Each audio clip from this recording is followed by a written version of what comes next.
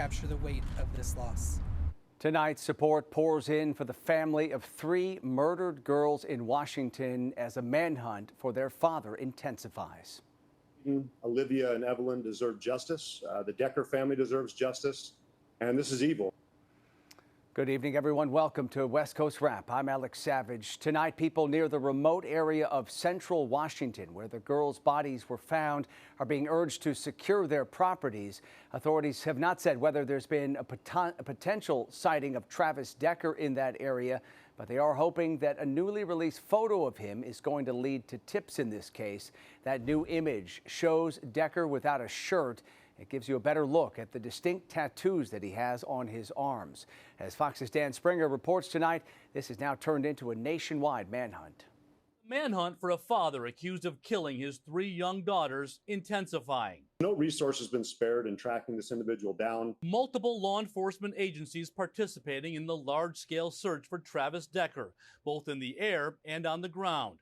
Across Chelan County, Washington, the landscape largely wilderness. Police believe Decker killed his 3 daughters, 9-year-old Peyton, 8-year-old Evelyn, and 5-year-old Olivia, and then went on the run. The girls' mother reported them missing after their father didn't bring them home from a scheduled visitation, prompting a search that ended when their bodies were found near a campground. Peyton, Olivia, and Evelyn deserve justice. The Decker family deserves justice, and this is evil. Decker is wanted for 3 counts of first-degree murder and first-degree kidnapping in connection with his daughter's deaths. The 32-year-old is a former Army Ranger with extensive training that could help him evade police. He is well versed in outdoor survival, and talking with his father, it sounds at times that he would go out and would be living off grid for sometimes up to 2.5 months. As the manhunt ramps up, authorities are urging him to stop running. Travis, if you're out there seeing us, we'd like you to turn yourself in. We want a peaceful resolution to this. A reward of $20,000 is being offered for information leading to Decker's arrest.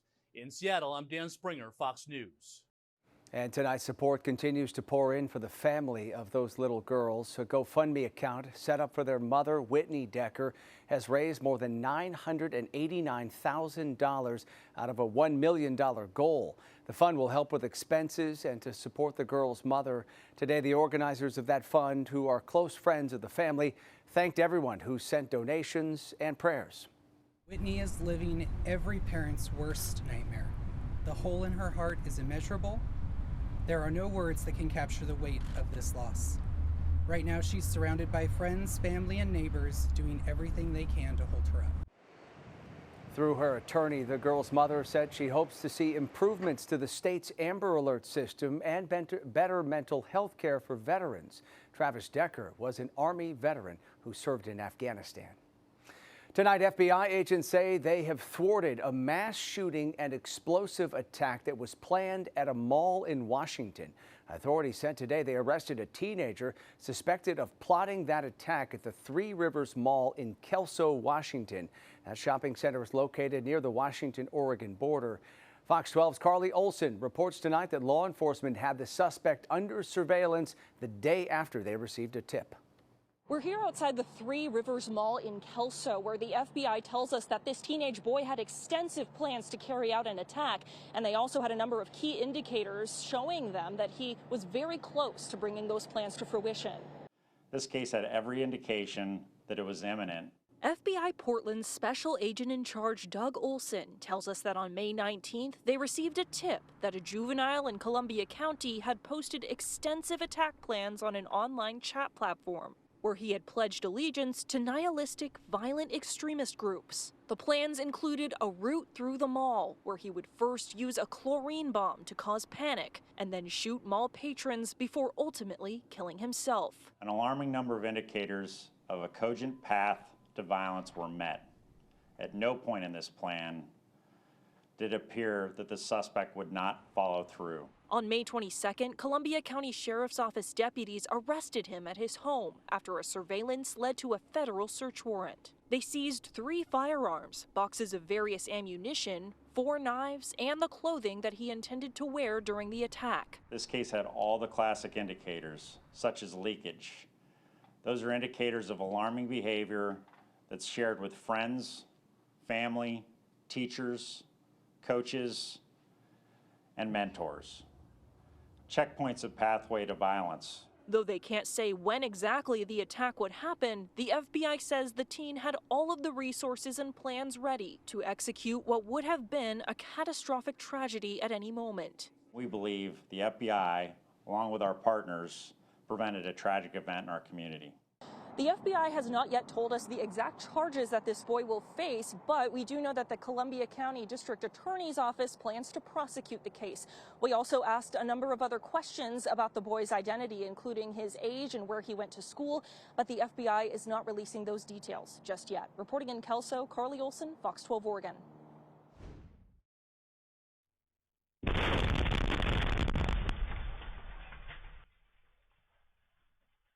An incredible sight there. This is new video showing the moment a man detonated a bomb outside of a fertility clinic in Palm Springs.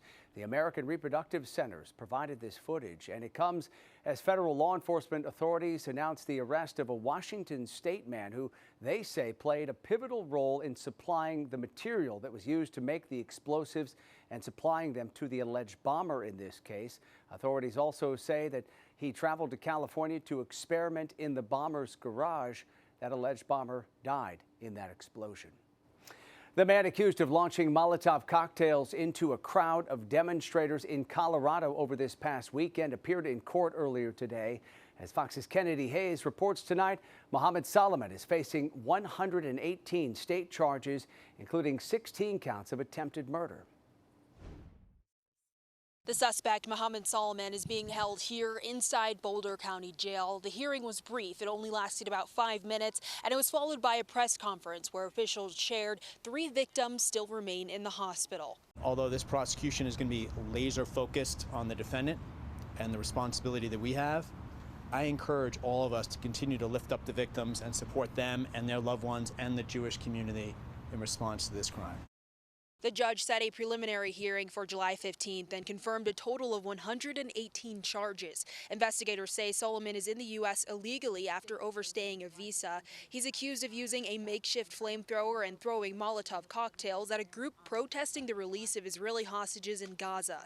Prosecutors say the attack injured at least 15 people, ranging in age from 25 to 88, and even a dog. At the same time, Solomon's family is fighting a separate legal battle. A federal judge in Colorado, appointed by President Biden, has temporarily blocked the deportation of his wife and 5 children who were being held in ICE custody in Texas. The Trump administration had pushed for their removal, calling them a threat to national security. The family is suing to be released, with a hearing set for next week. And in a statement, Solomon's wife said, quote, "The Trump administration's vindictive attack on this young family echoes the methods of Nazi Germany, where authorities used kin punishment, Sippenhaft, to intimidate the population." And Solomon is due back in court Friday. This time federal court, where he'll be facing that federal hate crime charge. In Boulder, Colorado, Kennedy Hayes, Fox News. A dramatic day at the sex trafficking trial of Sean Diddy Combs, as the judge in the case threatened to remove the disgraced music mogul from the courtroom. That stern warning came after the judge said he saw Combs energetically nodding at the jury as his attorneys were cross-examining a witness for the prosecution. That witness was Brianna Bongalan, a friend of Combs's former girlfriend, Cassie Ventura. Bongalan testified that back in 2016, Combs held her over the edge of a balcony at a Los Angeles high-rise. Combs's defense team challenged the credibility of her story. Diddy clearly felt like his lawyers were scoring some points. They were raising some inconsistencies with Brianna's story. And as this is all happening, he is looking at the jurors and he is shaking his head as to say, yes, yes, yes. Like, this is finally what we've been waiting to hear. The truth finally coming out, the inconsistencies being shown. And the judge clearly did not like that. The judge admonished Combs after the jury had left the room, warning that he could be removed from the courtroom if he tried again to engage with the jurors. In Phoenix, opening statements and testimony began today in the trial of Lori Vallow Daybell. The so-called Doomsday Mom is accused of conspiring with her late brother in the attempted murder of her ex-nephew-in-law. Brandon Boudreau was shot at outside his home in October of 2019. The victim testified today that he told a detective at the time he only knew of 2 people who wanted to harm him, Vallow Daybell and her brother. Coming up tonight here on West Coast Wrap, one off-road vehicle was no match for a rushing river here in the West. Tonight, see how first responders moved in to rescue the people who got trapped here. In weather, here's our live camera in Phoenix. Lots of clear skies and a current temperature of 97 degrees. More triple-digit heat in their forecast. We'll have that coming up after the break. Also coming up tonight, building new barriers along the southern border will break down the Trump administration's targeted approach to border wall construction in 2 western states.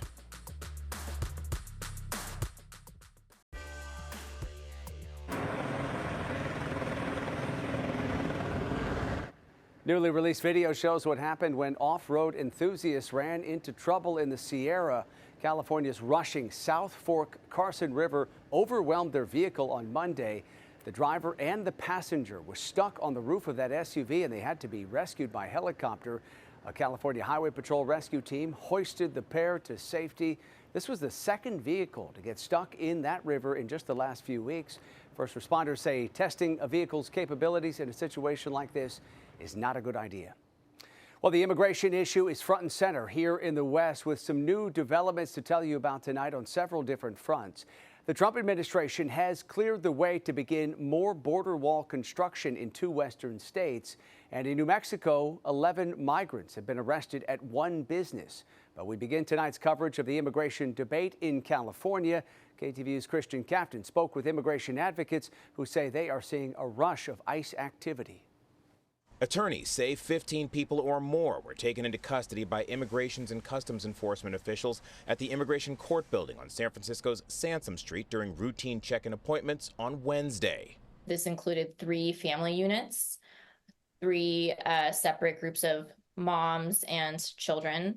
Again, one child was 3 years old. The sister of one of those detained told attorneys that officials kept the families in inadequate facilities. We believe that all 3 family units spent the night at 630 Sansom, which is not a detention center. It is not designed to hold people. And our understanding is these families were sleeping on the floor of their cells. Advocates say this is the latest escalation in tactics by ICE officials. Immigration attorneys rallied in San Francisco last week after ICE officials detained 4 people following their appointments at immigration courts. Advocates say they believe federal officials are responding to pressure from the Trump administration to arrest and deport more people and are filling their quota by detaining those who they think are most likely to show up for their appointments. We think it has to do with quotas and directives from higher ups showing that local ICE offices will be penalized if they're not hitting a certain number of arrests every day. And calling people in who they know will show up voluntarily is the easiest way for them to detain people. Now, San Francisco leaders are weighing in. Mission District Supervisor Jackie Fielder called the detentions unconscionable, unlawful, and said they deny people their due process. And Nancy Pelosi released a statement reading in part, quote, "It is stupid that ICE is now arresting families and children for obeying the law. The detained immigrants were diligently cooperating with law enforcement and complying with the law by reporting to their regularly scheduled check-ins with ICE." We have reached out to ICE regarding this latest round of detentions, but so far we've not heard back. In the past, they've said they were following the law and would deport anyone they said did not have a valid claim for asylum. In San Francisco, Christian Captain, KTVU, Fox 2 News. Homeland Security investigators say they made 11 immigration arrests when they searched a dairy farm in New Mexico. They posted a photo online showing one of the people they picked up during a search of the Outlook Dairy Farm in Lovington, near New Mexico's border with Texas. Investigators say the people they took into custody had fraudulent documents or were misusing visas and permits. And we reached out to Homeland Security to ask where those migrants were being taken. We are still waiting tonight for a response. 3 new waivers will now allow the Department of Homeland Security to build 36 new miles of border wall in Arizona and New Mexico. This is in addition to the wall currently under construction in California, which Secretary Kristi Noem signed off on in April. DHS says these 3 new projects will close gaps in the border and enhance security in the El Paso, Tucson, and Yuma sectors. Yeah, you're not going anywhere, people. She just almost hit the curb. A stunning scene here in Colorado. People there being warned there's a chance they could see More scenes like this tonight. Storms crossed the state earlier this afternoon, dumping a lot of hail in areas like Colorado Springs, Fort Collins, and Fort Morgan. For more on what to expect moving forward here weather-wise, let's bring in KTVU's chief meteorologist, Mark Tamayo, who is tracking those storms and the conditions all across the west. Hey, Mark. Hi there, Alex. Yeah, the radar was fairly quiet this morning, but as you would expect during the afternoon hours, and you get the daytime heat, look what happens. You get these thunderstorms that develop. So once again, tracking those thunderstorms out there and the hail reports as well. These are some of the reported hail observations throughout the day. And one report here you could see accumulating of around 3 to 4 inches deep from earlier today. So yeah, some intense weather, at least in terms of the thunderstorms earlier today, and still occurring in portions of Colorado. This was a scene in Seattle today, showing you at least a bit of some haze out there. 77 degrees, fairly warm pattern. San Francisco, not too much warming. Some lingering low clouds out there trying to hide the Golden Gate Bridge, mid-60s. And then you have the heat out toward Phoenix, Arizona, 101 degrees, and they have more triple-digit heat in their forecast for tomorrow. Right now, it is 87 degrees in Las Vegas. San Francisco has cooled off to 65. And then up in Portland and Seattle, we have temperatures around 75 to 79 degrees. Here's the plan for tomorrow. Other portions of the West Coast here, you can see the forecast highs up toward Olympia, 80 degrees. Concord in the Bay Area, 83. Santa Clarita in Southern California, 86. And Scottsdale in Arizona, 102 degrees tomorrow afternoon. Here's the setup. This big area of high pressure keeping things dry up in the Seattle area. Lots of sunshine. Showers out toward Colorado. So we showed you the thunderstorm activity from earlier today. And there's a fairly good chance for tomorrow. For the Bay Area and also down towards Southern California, the fog will be a big factor during the morning hours and maybe some drizzle, becoming partly sunny into the afternoon hours. And once again, that hot weather stretch will continue out toward portions of Arizona. Here is the forecast model for your Friday. It does bring in some clouds, a few clouds up in portions of the Pacific Northwest. But in terms of the radar, the potential radar coverage, you can see tomorrow out toward parts of the Sierra, out toward Utah, and out toward Colorado. Once again, we're going to keep the showers going in their forecast throughout the day on your Friday. And then into your Saturday, it looks like we back off for the shower coverage as we do with start off the weekend. So here is the plan over the next few days. In fact, it's a mild to warm pattern for Seattle. San Francisco, lots of clouds in the morning, becoming partly cloudy into the afternoon hours. Pretty much the same story in Los Angeles. Denver dealing with the showers and the thunderstorms for tomorrow. And then a string of triple digits for Friday, Saturday, and Sunday. So we are heating up in Phoenix, 103, 106, 108 degrees. So the heat definitely building back into that portion of the West Coast over the next few days, Alex. Yeah, they are cooking there in Phoenix. Okay, Mark, thank you. The simmering dispute between President Trump and Elon Musk boiled over today after Musk stepped up his criticism of what the president calls his big, beautiful budget bill. President Trump said today that he was surprised by Musk's reaction. Look, Elon and I had a great relationship. I don't know if we're well anymore. I was surprised because you were here. Everybody in this room practically was here as we had a wonderful send-off. He said wonderful things about me. Musk took to X saying the, quote, big ugly bill will increase the U.S. deficit to $2.5 trillion. Musk denied claims that he is upset that that bill eliminates EV credits that would have made his Teslas more affordable. President Trump fired back, posting on Truth Social that, quote, the easiest way to save money would be to cut Musk's government contracts. The two men continued to hurl personal insults at each other on social media all throughout the day. Well, shares of Tesla fell by 14% today on that explosive feud between Tesla's CEO and the president. Overall, the Dow lost 108 points today during the session. The Nasdaq fell by 162, and the S&P 500 was off by 31 points. Coming up tonight here on West Coast Wrap, a first-of-its-kind powerhouse will make its debut here in the West. Tonight, how this will be key to helping a community get through emergencies. Plus, a new project doubles land for a Native American tribe. Tonight, the tribe's members share more about their mission of healing. Healing this part of the land and spreading outward from here not only fixes kind of the ecological integrity, but the spiritual integrity of the area as well. A victory for a Native American tribe in Northern California. The Yurok tribe is reclaiming about 73 square miles of forest land in the Klamath area. The deal joins a growing land back movement in which lands are returned to indigenous people. The land includes river tributaries, salmon habitat, and areas of spiritual and cultural significance for the tribe. Reacquiring landscapes like this allows us to heal, to work towards healing a wound that was inflicted not only on the lands but our hearts when these lands were taken away from us. Over 100 years ago, the land became owned and managed by timber companies, which cut off the tribe's access to its homelands. In California's Napa Valley, the city of Calistoga is putting the final touches on a first-of-its-kind system to help power the town whenever it's facing the threat of wildfires. Previously, when wildfires forced the power to be cut off in the city, it meant firing up loud, polluting diesel generators. Now, though, Calistoga is about to finish installing a system that combines two clean energy technologies, hydrogen fuel cells and batteries, and has enough energy to power the city for 2 days. A project that could be replicated in other cities, especially with all of California's really aggressive climate goals to avoid, putting greenhouse gas emissions out. The only emissions here, is water. Experts have called this a stepping stone to supporting an electric grid full-time.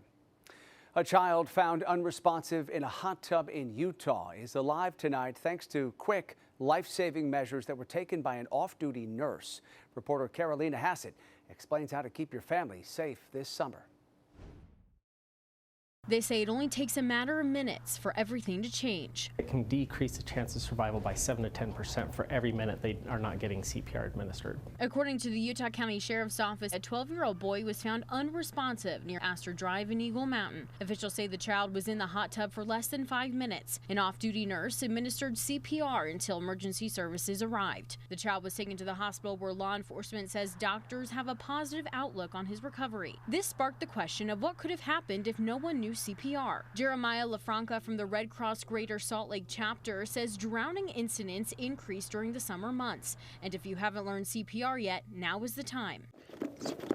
Turn your back for a minute and all of a sudden the kid disappears and they're in the pool. And that's the scary thing about it. It only takes a minute or two for that to happen. LaFranca says it can be helpful to get a pool fence. Always have eyes on the kids and make sure they wear life jackets. But most importantly, do not panic if there is a situation where someone is unresponsive. Don't go in there and start jostling them around, right? Make sure you're checking for the pulse, make sure you're checking to see if they're breathing. Then if you feel like it's necessary at that point, you have the training to at least do hands-only CPR, start the chest compressions, and make sure somebody's immediately calling 911. LaFranca says that it's important to keep these procedures in mind, even if your child is a good swimmer. The water is colder than they expected, and it starts to cause the muscles to seize up, and they're not able to swim as far, and that's what results in a lot of drownings. The Red Cross offers classes where residents can learn chest compressions and resuscitation measures. In Eagle Mountain, Carolina Hassett, Fox 13 News, Utah. That does it for West Coast Wrap tonight. We appreciate you watching. As always, have a great night.